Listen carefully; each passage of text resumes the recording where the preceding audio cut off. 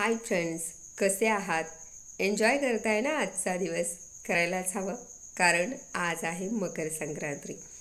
तुम्हाला आणि तुमच्या परिवाराला माझ्याकडून मकर संक्रांतीच्या खूप खूप गोड गोड शुभेच्छा. तिळगुळ घ्या आणि गोड गोड बोला. मित्रांनो, सोलापुरामध्ये मकर संक्रांती हा सण विशेष साजरा होतो. याचं कारण म्हणजे सोलापुराचं ग्रामदैवत श्री सिद्धेश्वर यांचं एक सुंदर मंदिर सोलापुरामध्ये आहे. तलावानं तिन्ही बाजूनं वेढलेलं हे मंदिर अतिशय सुंदर दिसतं. यात्रेच्या वेळेस इथं विद्युत रोषणाई केली जाते, त्यामुळं संध्याकाळच्या वेळेस या मंदिराचं सौंदर्य काही वेगळंच असतं.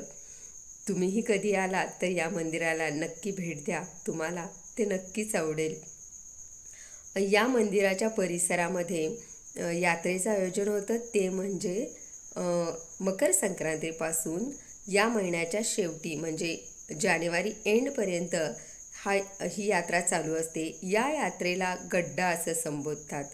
महिलांसाठी आणि लहान मुलांसाठी तर पर्वणीच असते, कारण महिलांसाठी इथं शॉपिंगचे अनेक स्टॉल असतात.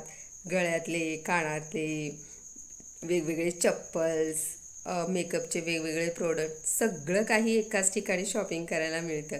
मग महिलांना अजून काय हवं असतं? लहान मुलांना पण धमाल येते, कारण खाण्यापिण्याचे वेगवेगळे स्टॉल आणि खेळण्यासाठी भरपूर त्यांना मिळतं आणि अनेक स्टॉल असतात. त्यामुळं ते दिवसभर इथं एन्जॉय करतात. रात्री खूप उशिरापर्यंत हे सारं चालू असतं.